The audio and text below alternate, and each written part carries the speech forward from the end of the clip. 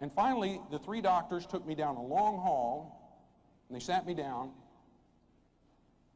and they said, Jim, we're not sure why, and we're not sure when, but we do know that someday you're going to be totally blind, and there's not one thing we can do about it. And your whole world just stops.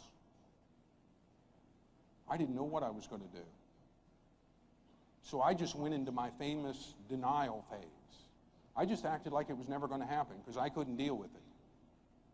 You ever know anybody, they can go about 80 miles an hour straight toward a brick wall and they act like nothing bad is ever going to happen in their life? Well, that was me. Had a marvelous capacity for burying my head in the sand, so I just went on to college. Now, near where I went to college, there is a school for blind children. And to this day, I don't know what my motives were. I don't know if I was trying to make a deal with God or help out or learn more about it or what. But I went over to this school for blind children, and I met with the principal. And I said, look, I'm 17 years old. I have no background, no training, no experience in working with blind kids, but I'd like to teach here. Well, you can imagine how excited they were to see me.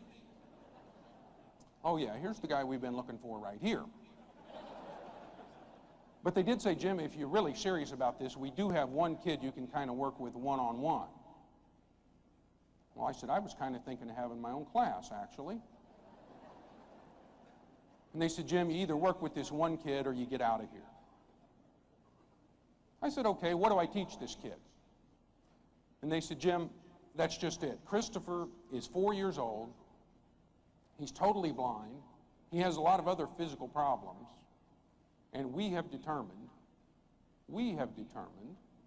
that he's never going to grow or learn or advance or develop any more than he already has.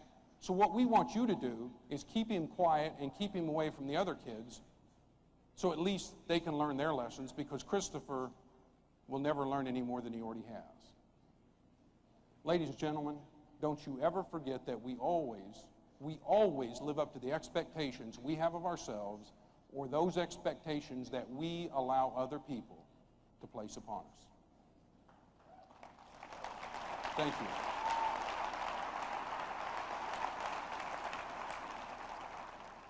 The only training they gave me to work with this poor kid was 2 things. They said, Jim, you got to keep his shoes tied. We're afraid he's going to trip on a shoelace and hurt himself.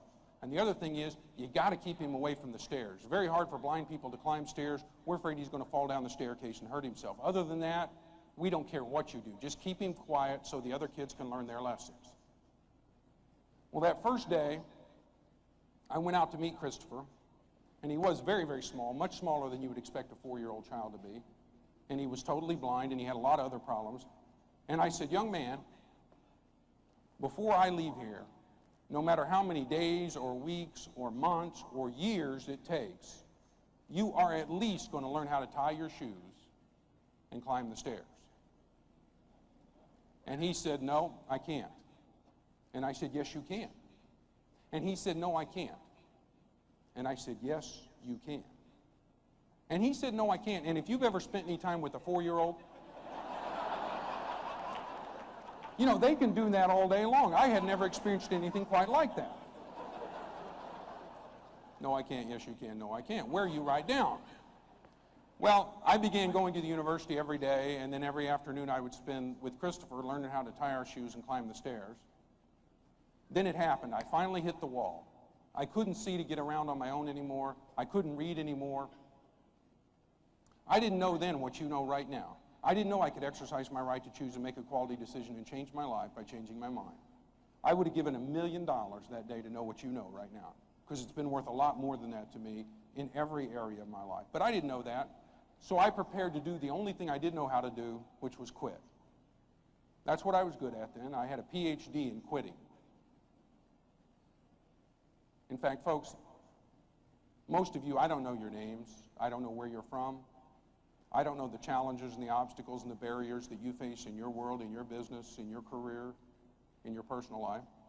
But there's one thing I know about you and your big dream. There's one thing I know about that better than you know about yourself, and that is quite simply this. When it comes to that big dream, the biggest one you ever had inside of you, it is always too soon to quit. You think you've tried everything, you think you've thought of everything, you think you're at the end of your rope. You're not even close, and I hope that enough challenges and obstacles and barriers will come into your world so you will find out what a giant of a human being you were created to be. But I didn't know that. Thank you.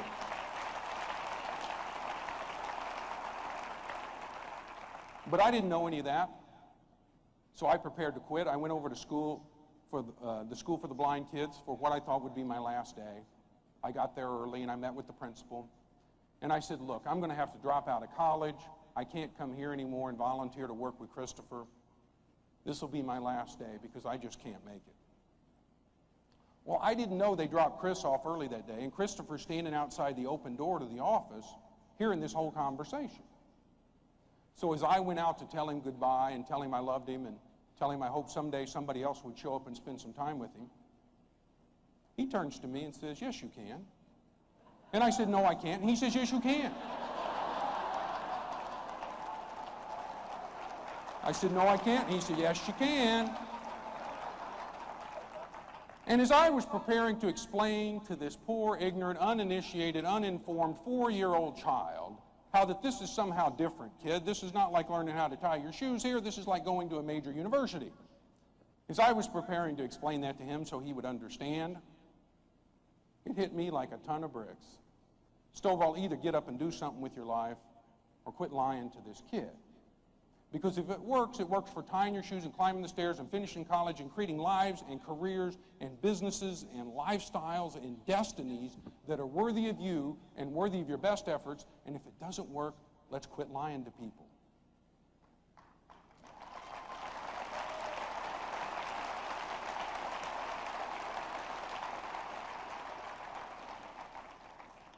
Three years later, I graduated from that university with honors and 2 degrees.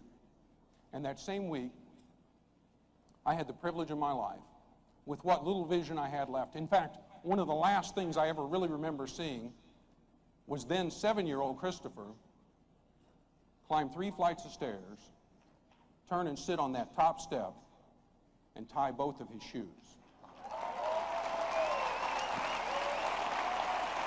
Thank you.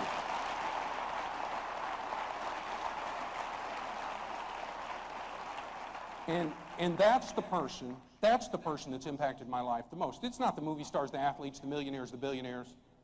It's a 4-year-old child that came into my life for 3 years to teach me the unadulterated wisdom of the ages, which is quite simply this. No matter what the dream is inside of you, the answer is always yes, you can, because that big dream would not have been put inside of you if you did not have the capacity to achieve it.